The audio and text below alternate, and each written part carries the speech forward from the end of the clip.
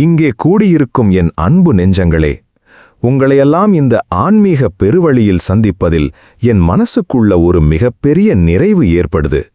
இன்னைக்கு நம்ம பேசப் போற விஷயம் சாதாரணமானதில்லப்பா. ஸ்ரீமத் வேதாந்த தேசிகன் நமக்காக அருளிச் செஞ்ச சங்கல்ப சூரியோதயம் என்கிற அந்த மாபெரும் தத்துவ நாடகத்தோட ஆழமான ரகசியங்களைத்தான் இன்னைக்கு நாம அக்கு வேறு ஆணி வேறா பிரிச்சு பார்க்க போறோம். நம்முடைய வாழ்க்கையில எப்படியாவது அந்த முக்தி சாம்ராஜ்யத்தை அடைஞ்சிடணும்னு தவிக்கிற ஒவ்வொரு ஆன்மாவும் கேட்க வேண்டிய ரகசியங்கள் இதுல பொதிஞ்சிருக்கு. சரி, நேரா விஷயத்துக்குள்ள போவோம். இந்த உலகத்துல வாழற மனிதன் ஏன் எப்ப பார்த்தாலும் ஒரு விதமான குழப்பத்திலேயே வாழறான்?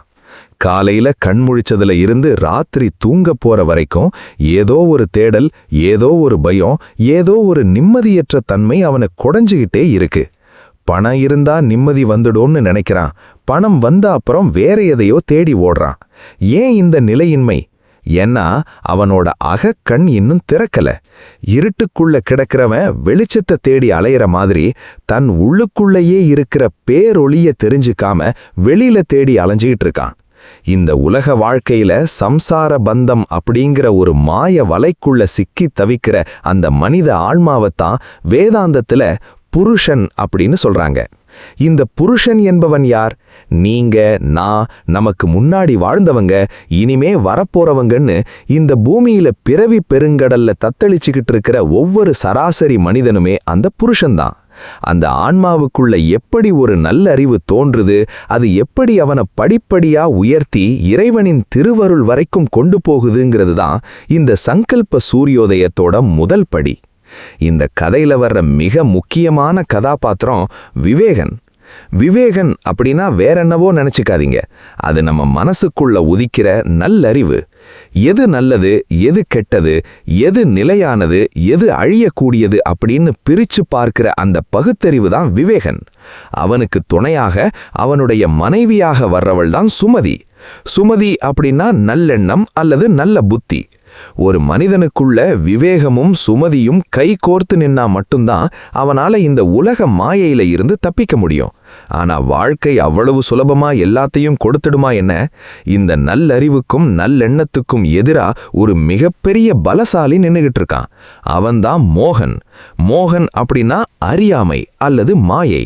மனிதனை எப்போதும் தன் கட்டுப்பாட்டுக்குள்ளேயே வச்சுக்கணும், அவனை ஆன்மீக பாதையில போக விடாம தடுத்து இந்த உலக இன்பங்கள்லையே மூழ்கடிச்சு சாகடிக்கணும்னு கங்கணம் கட்டிக்கிட்டு அலையிறான் இந்த மோகன். இப்போ இந்த விவேகனுக்கும் மோகனுக்கும் நடுவுல மனித மனசுக்குள்ள ஒரு பயங்கரமான போர் நடக்குது. அந்த போர்ல எப்படி விவேக சூரியன் உதயமாகி அறியாமை இருள விரட்டுதுங்கிறது தான் இந்த அத்தியாயத்தோட மைய கருத்து. இந்த நேரத்துல தான் பிரபஞ்ச அமைதிக்காக, மனித குலத்தோட உய்விற்காக தேவகானம் பாடிக்கிட்டே நாரத முனிவர் அங்கே வர்றாரு. நாரதர் சும்மா கலகம் பண்றவர் இல்ல, அவர் வேதாந்த உண்மைகளை உலகத்துக்கு உணர்த்துற பரம ஞானி. அவர் இந்த விவேகனுக்கு நல்வழி காட்டி அந்த மோகனை எப்படி வீழ்த்தணும்னு ரகசியங்களை உபதேசம் பண்றாரு. இதை எப்படி புரிஞ்சுக்கணும்னா, ஒரு மனிதன் ஆழமான தூக்கத்துல இருக்கும்போது அவனுக்கு எதை பத்தியும் கவலை இருக்காது. ஆனா காலையில சூரியன் உதிச்ச உடனே அவன் எப்படி சட்டன்னு விழிச்சு எழுந்து தன் கடமைகளை பார்க்க ஆரம்பிக்கிறானோ, அதே மாதிரிதான் அறியாமை இருள தூங்கிக்கிட்டு இருக்கிற மனித மனசு இந்த விவேக சூரியனோட வெளிச்சம் பட்ட உடனே அப்படியே விழிச்சுக்குது. அதுதான் மன விழிப்புணர்வு. இந்த முதல் அங்கத்தோட மிக முக்கியமான வேதாந்த கருத்து என்னன்னா, மனிதன் தன் உடம்பைத்தான் தான் என்று நினைத்து மயங்கி கிடக்கிறான். இந்த தேகம் அழியக்கூடியது, உள்ளே இருக்கும் ஆத்மாதான் நிலையானது என்கிற விவேகம் எப்போது பிறக்கிறதோ அப்போதே அவன் முக்திக்கான முதல் அடியை எடுத்து வச்சிடுறான். யோசிச்சு பாருங்க, உங்க வாழ்க்கையில என்னைக்காவது ஒரு நாள் நாம ஏன் இங்க வந்தோம், எதுக்காக இவ்வளவு ஓடுறோம், இதோட முடிவுதான் என்ன அப்படின்னு ஒரு விவேகம் உதயமான தருணம் ஒன்னு இருந்திருக்குமே? அது எப்போன்னு கொஞ்சம் சிந்திச்சு பாருங்க. இந்த சம்சார பந்தம் அப்படிங்கிறது ஒரு மிகப்பெரிய கடல் பாலை. கடல்ல அலைகள் எப்படி ஓய்வில்லாம வந்துகிட்டே இருக்குமோ, அதே மாதிரிதான் மனிதனோட துயரங்களும் கவலைகளும் ஓய்வில்லாம வந்துகிட்டே இருக்கும். இந்த உலகத்துல பிறந்துட்ட ஒவ்வொரு மனித ஆன்மாவும், அதாவது அந்த புருஷன், தன் உண்மையான சுரூபம் என்னன்னே தெரியாம இந்த உலகத்துல இருக்கிற சின்ன சின்ன ஆசைகள்ல சிக்கி சீரழிஞ்சுகிட்டு இருக்கான். ஒரு மரத்துல ஒரு பறவை உக்காந்துருக்கு. அந்த மரத்துல 2 பழங்கள் இருக்கு. ஒரு பழம் இனிப்பா இருக்கு, இன்னொரு பழம் கசப்பா இருக்கு. அந்த பறவை மாறி மாறி அந்த பழங்களை சாப்பிட்டு சில நேரம் சந்தோஷப்படுது, சில நேரம் வருத்தப்படுது. அந்த பறவை தான் மனித ஆன்மா. தனக்கு மேலேயே இன்னொரு பறவை எந்த பழத்தையும் சாப்பிடாம அமைதியா சாட்சியா உட்கார்ந்திருக்கிறத அது பார்க்கிறதே இல்லை. அந்த மேல் பறவை தான் பரமாத்மா. இந்த கீழ்ப்பறவை எப்போ தன் பார்வையை மேலே திருப்புதோ அப்போதான் அதோட துயரம் தீரும். ஆனா இந்த பூமியில நடக்கிறது என்ன? மனிதன் பிறக்கிறான், வளர்கிறான், ஏதோ ஒரு கல்வி கற்கிறான், ஏதோ ஒரு வேலைக்கு போறான், கல்யாணம் பண்ணிக்கிறான், குழந்தைகளை பெத்துக்கிறான், அப்புறம் முதுமை அடைந்து இறந்து போறான். இந்த சக்கரத்திலிருந்து அவனால வெளியில வரவே முடியல. ஏன் வர முடியலன்னா அவனோட மனசை சுத்தி ஒரு தடிமனான திரை மூடியிருக்கு. அந்த திரைதான் கர்ம வினை. தான் செய்யற ஒவ்வொரு செயலுக்கும் ஒரு பலனை எதிர்பார்க்கிறான். அந்த பலன் அவனுக்கு கிடைக்கும்போது தற்காலிகமான ஒரு மகிழ்ச்சி கிடைக்குது. கிடைக்காதப்போ ஒரு மாபெரும் ஏமாற்றமும் துக்கமும் அவனை ஆட்கொள்ளுது. இந்த இன்ப துன்ப சுழற்சியில சிக்கி அவன் அப்படியே அலைக்கழிக்கப்படுறான்.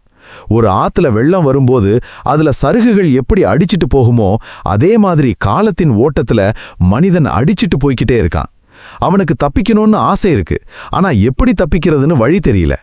அவன் நினைக்கிறான், இந்த உலகத்துல இருக்கிற பந்த பாசங்கள் தான் தனக்கு எல்லாம்னு. தன்னோட மனைவி, தன்னோட பிள்ளைங்க, தன்னோட சொத்து பத்துக்கள் இதெல்லாம் தான் தனக்கு நிரந்தரமான பாதுகாப்புன்னு நம்புறான். ஆனா கால கொடுமை என்னன்னா அவன் எதையெல்லாம் தன் பாதுகாப்புன்னு நினைக்கிறானோ அதுவே அவனுக்கு ஒரு மிகப்பெரிய சிறைச்சாலையா மாறிடுது. அந்த சிறைக்குள்ள உட்கார்ந்துகிட்டு அவன் சுதந்திரத்தை தேடுறான். இது எவ்வளவு பெரிய அறியாமை பாருங்க. இந்த தவிப்பத்தான், இந்த வேதனையத்தான் சங்கல்ப சூரியோதயம் மிக ஆழமா சித்தரிக்குது.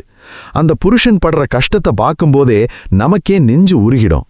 அவன் ஒவ்வொரு பிறவியிலும் புது புது உடம்பை எடுத்து புது புது உறவுகளை தேடி அழுது புலம்பி மாண்டு போறான். இந்த சம்சார பெருங்கடல்ல இருந்து அவனை எவரால் காப்பாற்ற முடியும்? அவனுக்குள்ள ஒரு தேடல் வராத வரைக்கும் அவனால இந்த வலையிலிருந்து தப்பிக்கவே முடியாது. ஆனா அந்த இறைவனின் கருணை இருக்குதே, அது எப்பவுமே எல்லையற்றது. அந்த இறைவன் இந்த ஆன்மா படுற துயரத்தை பார்த்து பொறுக்க முடியாம அவனுக்குள்ள ஒரு சின்ன பொறியை ஏற்படுத்துறான். அந்த பொறிதான் ஆன்மீக தேடல். நாம ஏன் இங்க இருக்கோம்? நமக்கு ஏன் இவ்வளவு துன்பம் வருது? இந்த துன்பத்துக்கு ஒரு முடிவே இல்லையா அப்படின்னு அந்த ஆன்மா கேட்க ஆரம்பிக்கிறப்போதான் அந்த சம்சார பந்தத்தோட சுவர்கள் கொஞ்சம் கொஞ்சமா விரிசல் விட ஆரம்பிக்குது.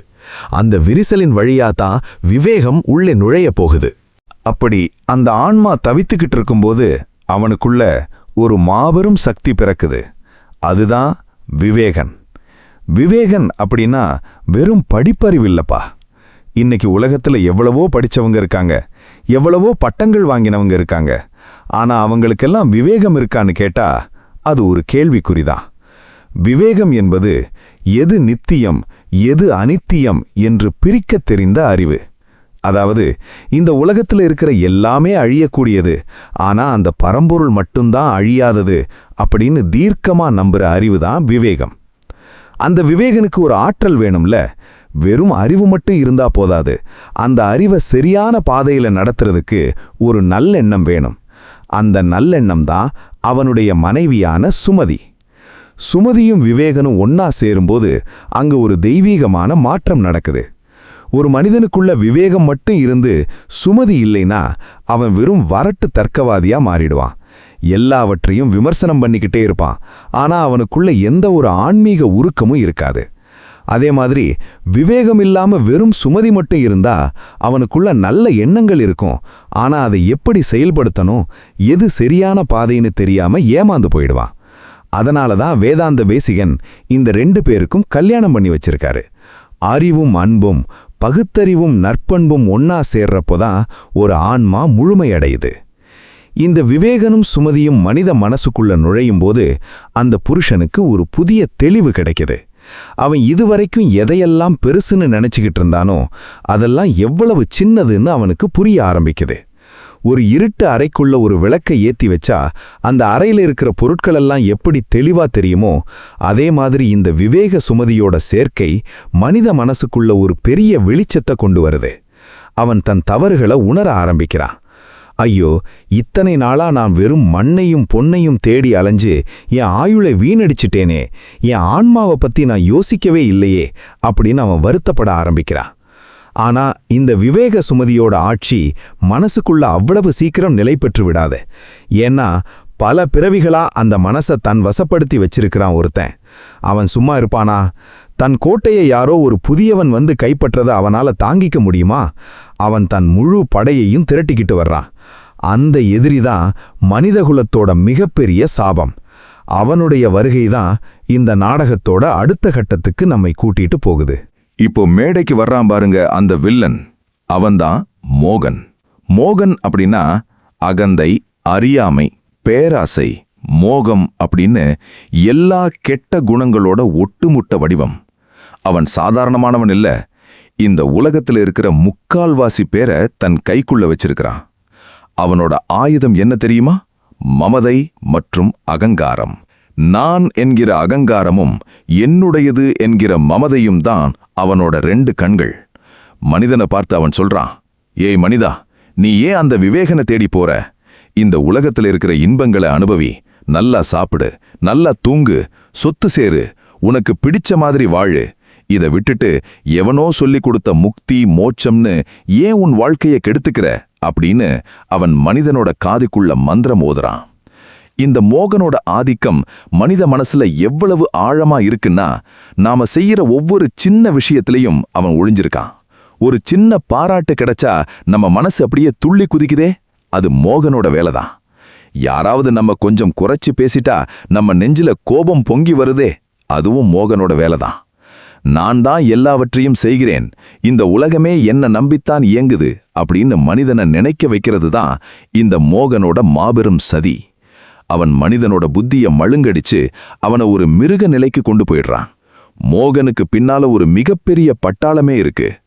காமம், குரோதம், லோபம், மோகம், மதம், மாத்சரியம்னு சொல்லப்படுற அந்த 6 வகை எதிரிகளும் அவனோட தளபதிகள். அவங்க ஒவ்வொருத்தரும் மனித மனசோட ஒவ்வொரு வாசல்ல நின்னுக்கிட்டு நல்ல எண்ணங்கள் உள்ளே வராதபடி தடுத்துக்கிட்டு இருக்காங்க. இந்த மோகன் நினைக்கிறான், இந்த உலகத்துல விவேகனுக்கு வேலையே இருக்கக்கூடாது.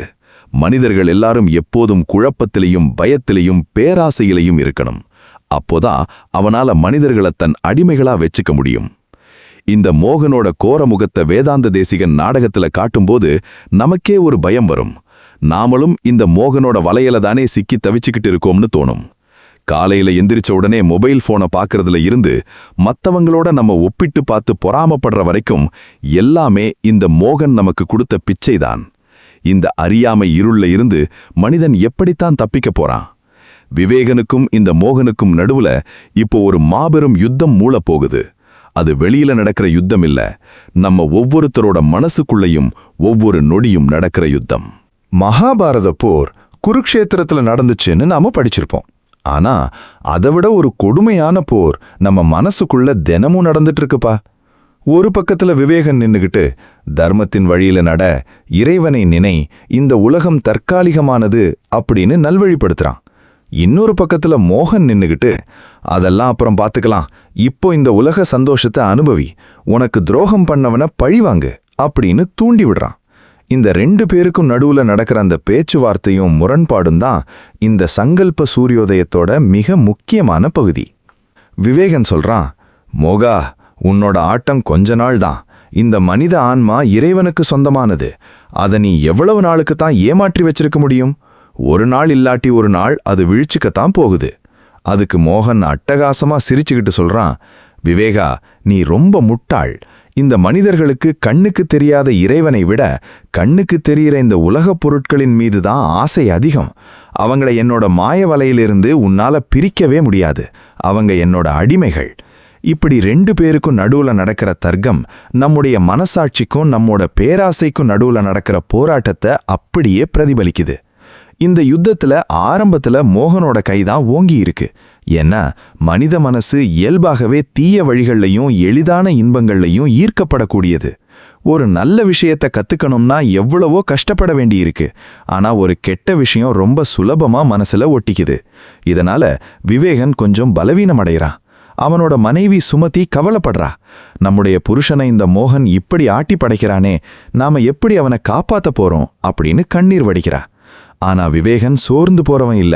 அவன் தனக்குள்ள இருக்கிற வேதாந்த உண்மைகளை, அந்த பரமாத்மாவோட தத்துவங்களை நினைவு கூர்றான். இந்த உலகத்துல இருள் எவ்வளவுதான் அடர்த்தியா இருந்தாலும் ஒரு சின்ன விளக்கோட ஒளியை அதனால ஒடுக்க முடியாது. இருளின் வேலை மறைப்பது மட்டும்தான், ஆனா ஒளியின் வேலை உருவாக்குவது. அதனால விவேகன் தன் அஸ்திரங்களை தயார் செய்கிறான். அந்த அஸ்திரங்கள் தான் வைராகியம், பக்தி, தியானம் போன்ற ஆன்மீக பண்புகள். இந்த போர் உச்சக்கட்டத்தை அடையும் போதுதான் அந்த மாபெரும் விவேக சூரியன் உதயமாக வேண்டிய கட்டாயம் ஏற்படுது. இரவு எவ்வளவுதான் நீளமா இருந்தாலும் விடியல்னு ஒன்று வந்தே தீரும்ல. அதே மாதிரிதான் மனித மனசுல எவ்வளவு காலமா அறியாமை இருள் சூழ்ந்திருந்தாலும் அந்த விவேக சூரியன் உதயமாகிறப்போ அந்த இருள் அப்படியே காணாம போயிடும். இப்போ வேதாந்த தேசிகன் ஒரு அற்புதமான ஓமையை கையாள்றாரு. சூரியன் கிழக்கே உதிக்கும்போது என்ன நடக்கும்? முதல்ல வானம் சிவக்கும், அப்புறம் மெல்ல மெல்ல இருள் விலகும். பறவைகளெல்லாம் கீச்சு கீச்சுன்னு சத்தம் போடும். தாமரை மலர்களெல்லாம் அப்படியே இதழ் விரிச்சு மலரும். இதே விஷயந்தான் மனித மனசுக்குள்ளும் நடக்குது. விவேக சூரியன் உதயமாகும்போது மனிதனோட மனசுல இருக்கிற காம, குரோத, லோப இருளெல்லாம் திசை தெரியாம ஓடி போயிடுது. அவனோட புத்தி அப்படிங்கிற தாமரை மலர் ஆரம்பிக்குது. இதுவரைக்கும் உலகப்பற்றுல மூழ்கி கிடந்த அந்த மனசு இப்போ இறைவனுடைய பாத தாமரைகளை நோக்கி திரும்ப ஆரம்பிக்குது. இந்த விவேக சூரியனோட ஒளியில மோகனால நிக்க முடியல. அவன் தன் முகத்தை மூடிக்கிட்டு ஓட பார்க்கறான். ஏன்னா வெளிச்சம் இருக்கிற இடத்துல இருளுக்கு என்ன வேலை? இந்த விவேக உதயம் அப்படிங்கிறது ஏதோ ஒரு அதிசய நிகழ்வு இல்லை. அது தீவிரமான ஆத்ம விசாரணையால வர்றது. நான் யார்? இந்த உடம்பா, இல்லை இந்த மனசா, இல்லை இதற்கெல்லாம் அப்பாற்பட்ட ஆன்மாவா அப்படின்னு ஒரு மனிதன் தீவிரமா சிந்திக்கும்போது அவனுக்குள்ள அந்த சூரியனோட முதல் கிரணம் பாயுது. அந்த ஒளியில அவனுக்கு தெரியுது, இத்தனை நாளா தான் எதையெல்லாம் உண்மைன்னு நம்புனோமோ அதெல்லாம் வெறும் நிழல், வெறும் காணல் நீர். சூரியன் உதித்த உடனே பனி எப்படி மறைஞ்சு போகுதோ அதே மாதிரி இந்த உலகத்துல இருக்கிற மாய பந்தங்கள் எல்லாம் விவேக சூரியனோட ஒளியில கரைஞ்சு போயிடுது. மனிதன் இப்போ ஒரு புதிய மனிதனாக மாறுகிறான். அவனுடைய பார்வையில ஒரு தெளிவு, அவனுடைய பேச்சில ஒரு நிதானம், அவனுடைய செயல்ல ஒரு தர்மம் தெரிய ஆரம்பிக்குது. ஆனா இந்த விவேகம் நிலைத்து நிற்க வேண்டுமே, அதற்கு ஒரு தகுந்த வழிகாட்டி வேணும்ல. அந்த வழிகாட்டியாகத்தான் இப்போ ஒரு மாபெரும் மகான் அங்கே வர்றாரு.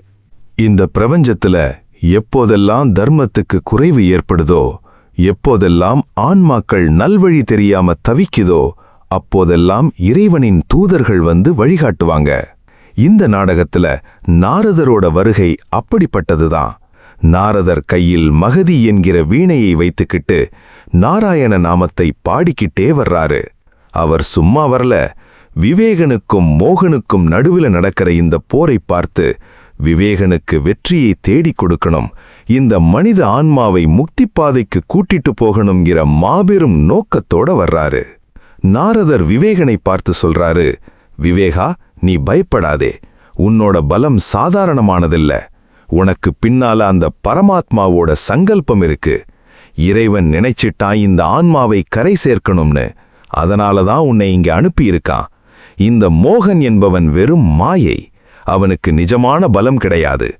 மனிதன் எப்போ தன் அறியாமையால அவனுக்கு பலம் குடிக்கிறானோ அப்போதான் அவன் பலசாலியா தெரிகிறான். மனிதன் விழிச்சுக்கிட்டா மோகன் ஒண்ணுமில்லாம போயிடுவான் அப்படின்னு நாரதர் தத்துவ ரகசியங்களை உடைக்கிறாரு. நாரதரோட இந்த வார்த்தைகள் விவேகனுக்கு ஒரு மிகப்பெரிய ஊக்கத்தை கொடுக்குது. நமக்கும் அப்படித்தானே? வாழ்க்கையில ரொம்ப சோர்ந்து போய் உட்கார்ந்திருக்கும்போது யாராவது ஒரு பெரியவங்க வந்து, தம்பி, நீ நினைக்கிற மாதிரி ஒண்ணு இல்லப்பா, உனக்குள்ள மிகப்பெரிய சக்தி இருக்கு, இறைவனை நம்பு அப்படின்னு ஒரு வார்த்தை சொன்னா நமக்குள்ள ஒரு புது தெம்பு பிறக்குதில்ல. அதைத்தான் நாரதர் இங்க செய்கிறாரு. அவர் பிரபஞ்ச அமைதிக்காக தூது போறவர். மனித மனசுக்குள்ள அமைதி வந்தாத்தான் உலகத்துல அமைதி வரும்னு அவருக்கு தெரியும். அதனால அவர் விவேகனுக்கு அந்த யோக பயிற்சிகளையும் இறைவனின் திருவருளை பெறுவதற்கான சரணாகதி தத்துவத்தையும் போதிக்கிறாரு. நாரதரோட வழிகாட்டுதல் கிடைத்த உடனே விவேகனோட படைபலம் 100 மடங்கு அதிகரிக்குது. இப்போ இந்த மன விழிப்புணர்வை நம்ம வேதாந்த தேசிகன் எவ்வளவு அழியா ஒரு உவமை மூலமா விளக்குறாரு தெரியுமா? ஒரு மனிதன் ராத்திரி நல்லா தூங்குறான். தூக்கத்துல அவனுக்கு ஒரு பயங்கரமான கனவு வருது. ஏதோ ஒரு புலி அவனை துரத்துற மாதிரியும் அவன் பயந்து அலறி அடிச்சுக்கிட்டு ஓடுற மாதிரியும் கடைசியில அந்த புலி அவன் மேல பாஞ்சு அவனை கடிக்க வர்ற மாதிரியும் கனவு காண்றான். அவன் கனவுல பயங்கரமா கத்துறான், வேர்க்குது, விறுவிறுக்குது, மரண பயத்தை நேர்ல பார்க்கறான். ஆனா அடுத்த நொடி அவன் கண்ணை திறந்து விழிச்சு பார்க்கறான், சுத்தி பார்க்கறான். அங்க புலியும் இல்ல, ஒரு மண்ணும் இல்ல. அவன் தான் வீட்டு படுக்கையில பாதுகாப்பா படுத்திருக்கான். இப்போ அவன் சிரிக்கிறான். அடடா, இத்தனை நாளா நான் கண்டது வெறும் கனவுதானா? இதுக்காகவா நான் இவ்வளவு பயந்தேன் அப்படின்னு நினைக்கிறான் பாருங்க. அதுதான் மன விழிப்புணர்வு. இந்த உலக வாழ்க்கையும் அந்த மாதிரி ஒரு கனவுதான்ப்பா. நாம இங்க பார்க்குற சொத்து, சுகம், பந்தம், பாசம், லாபம், நஷ்டம் எல்லாமே அந்த சம்சார கனவு தான். இந்த விவேக உதயம்ங்கிற விழிப்புணர்வு வராத வரைக்கும் அந்த புலி நம்மை கடிக்க வர்ற மாதிரி நாம பயந்து நடுங்கிக்கிட்டு தான் இருப்போம். ஆனா எப்போ அந்த ஞான விழிப்புணர்வு வந்து நாம கண்ணை திறந்து பார்க்குறோமோ அப்போ தெரியும், அட நாம எப்பவுமே அந்த பரமாத்மாவோட மடியில தான் பாதுகாப்பா இருந்திருக்கோம். இந்த உலகம் வெறும் மாய காட்சி அப்படின்னு புரியும். இந்த உவமை எவ்வளவு ஆழமானது பாருங்க. தூங்குறவனை எழுப்ப முடியும், ஆனா தூங்குற மாதிரி நடிக்கிறவனை எழுப்ப முடியாதுன்னு சொல்லுவாங்க. நாம எல்லாரும் இந்த உலக இன்பங்கள்ல மயங்கி தூங்குற மாதிரி நடிச்சுக்கிட்டு இருக்கோம். நமக்கு தெரியும் இதெல்லாம் நிரந்தரம் இல்லைன்னு, ஆனாலும் அதை விட்டு வர நமக்கு மனசில்ல.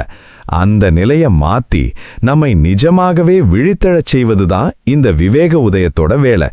நீங்க விழிச்சு பார்க்கும்போது அங்க எந்த எதிரியும் இருக்க மாட்டான், எந்த பயமும் இருக்காது. அங்க இருக்கிறது வெறும் ஆனந்தம் மட்டும்தான். அந்த ஆனந்தத்தை நோக்கித்தான் நம்முடைய ஆன்மா இப்போ பயணிக்க ஆரம்பிச்சிருக்கு. இந்த முதலாவது அத்தியாயத்தோட, அதாவது விவேக உதயத்தோட ஒட்டுமொத்த வேதாந்த கருத்து என்ன அப்படின்னு நாம சுருக்கமா பார்த்தோம்னா, அது நம்மை அப்படியே பிரமிக்க வைக்கும். விசிஷ்டாத்வைத்த தத்துவத்தின்படி ஜீவாத்மா, பரமாத்மா, ஜகத் அப்படின்னு 3 உண்மைகள் இருக்கு. இந்த ஜீவாத்மா, புருஷன், பரமாத்மாவோட ஒரு அங்கம். ஆனா அவன் இந்த ஜகத், உலகம் என்கிற மாயையில சிக்கி தன்னை தனி ஒருவனாக நினைச்சு துயரப்படுறான். இந்த துயரத்துக்கு காரணம் அவித்யை, அதாவது அறியாமை. அந்த அறியாமைதான் மோகன். இந்த அறியாமையை நீக்க வேண்டுமானால் நமக்கு விவேகம் வேண்டும். அந்த விவேகம் சும்மா வராது. அதற்கு சுமதி, நற்புத்தி துணையாக இருக்க வேண்டும். இந்த ரெண்டும் சேர்ந்து மனித மனசுக்குள்ள கிரியைகளை செய்யும்போது அங்க நாரதர் போன்ற ஆச்சாரியர்களின் வழிகாட்டுதல் கிடைக்குது. குருவோட வழிகாட்டுதல் கிடைச்ச உடனே மனிதனுக்குள் இருக்கும் அறியாமை இருள் நீங்கி விவேக சூரியன் உதயமாகுது. இதுதான் இந்த முதல் அங்கத்தோட சாரசம்சம். வேதாந்த தேசிகன் இந்த நாடகத்தை வெறும் கதையா எழுதாம ஒரு மனிதனோட ஆன்மீக பயணத்தோட முதல் படியா வச்சிருக்காரு. நாம முக்தி அடையணும்னா முதல்ல நமக்குள்ள இந்த விவேகம் பிறக்கணும். விவேகம் பிறக்காத எந்த ஒரு மனிதனும் ஆன்மீக பாதையில ஒரு அடியை கூட எடுத்து வைக்க முடியாது. நாம செய்யற பக்தி, தியானம், பூசைகள் எல்லாமே இந்த விவேகத்தை அடைவதற்காகத்தான். விவேகம் வந்துட்டா அப்புறம் எல்லாமே சுலபமா ஆயிடும். இறைவனின் திருவருள் நம்மை நோக்கி தானாகவே பாய்ந்து வரும். என் அன்பு நெஞ்சங்களே, இதுவரைக்கும் நாம கேட்ட இந்த விஷயங்கள் எல்லாம் வெறும் கதையோ தத்துவமோ இல்ல. இது உங்களுடைய கதை, என்னுடைய கதை, நம்ம ஒவ்வொருத்தரோட வாழ்க்கையோட உண்மை. இப்போ நான் உங்ககிட்ட ஒரு கேள்வியை கேட்கிறேன். உங்க வாழ்க்கையில என்னைக்காவது ஒரு நாள், ஒரு நிமிஷமாவது நாம ஏன் இங்க வந்தோம், எதுக்காக இவ்வளவு ஓடுறோம், இதோட முடிவுதான் என்ன அப்படின்னு உங்க மனசாட்சி உங்ககிட்ட பேசின அந்த தருணம் எது? ஏதோ ஒரு மரண வீட்ல உட்கார்ந்திருக்கும் போதோ, இல்ல ஏதோ ஒரு மாபெரும் நஷ்டத்தை சந்திச்சப்பவோ, இல்ல எல்லாருமே நம்மை விட்டுட்டு போயிட்டாங்கன்னு தனிமையில தவிச்சப்பவோ நமக்குள்ள ஒரு பொறி தட்டி இருக்குங்க. இந்த உலகம் நிலையற்றது, இங்க யாரும் நமக்காக இல்ல, அந்த இறைவன் மட்டும்தான் நிரந்தரம் அப்படின்னு தோணிச்சு பாத்தீங்களா? அதுதான் உங்க வாழ்க்கையில விவேகம் உதயமான அந்த முதல் தருணம். ஆனா நாம என்ன பண்ணுவோம் தெரியுமா? அந்த விவேக சூரியன் உதயமாகிற அந்த புண்ணிய நேரத்துல மறுபடியும் இந்த மோகன் வந்து நம்மை கெடுத்துடுறான். அதெல்லாம் ஒண்ணுமில்ல, நீ பழையபடி உன் வேலைய பாருன்னு நம்மை மறுபடியும் அந்த மாய இருளுக்குள்ள தள்ளிடுறான். இனிமே அப்படி இருக்கக்கூடாதுப்பா. இந்த நிமிஷமே, இந்த நொடியே உங்களுக்குள்ள அந்த விவேக சூரியனை அப்படியே நிலைநிறுத்திக்கணும்னு ஒரு மகா சங்கல்பம் எடுங்க. நான் இனிமே இந்த உலக மாயல்களுக்கு அடிமையாக மாட்டேன். எது நிலையானதுன்னு என் விவேகத்தை கொண்டு பிரிச்சு பார்ப்பேன். என் மனசுக்குள்ள சுமதியை, நல்லெண்ணத்தை எப்போதும் வைச்சிருப்பேன்னு உங்களுக்குள்ள ஒரு சபதம் எடுங்க. அந்த சபதம்தான் உங்களை முக்தி சாம்ராஜ்யத்தை நோக்கி கூட்டிட்டு போகுது. உங்க உள்ளுக்குள்ள இருக்கிற அந்த மோகனை, அந்த அறியாமையை, அந்த அகந்தையை இன்னைக்கோட வெட்டி எறிங்க. விவேக சூரியனோட பேரொளியில உங்க ஆன்மா பிரகாசிக்கட்டும். இந்த விவேக உதயம்தான் ஆரம்பம். ஆனா இந்த விவேகம் பிறந்த அப்புறம் அந்த மோகன் சும்மா இருக்க மாட்டான். அவன் அடுத்த கட்ட சதியை ஆரம்பிப்பான். அந்த மோகனோட நாசம் எப்படி நடக்குது, அவனோட கோட்டையை விவேகன் எப்படி தகர்க்கிறான் அப்படிங்கிறத நாம அடுத்த பகுதியில இன்னும் ஆழமா, இன்னும் உணர்ச்சி பூர்வமா பார்க்க போறோம். அதுவரைக்கும் உங்களுக்குள்ள உதிச்ச இந்த விவேக சூரியனோட ஒளியை அப்படியே அணையாம பாதுகாத்து வச்சுக்குங்க.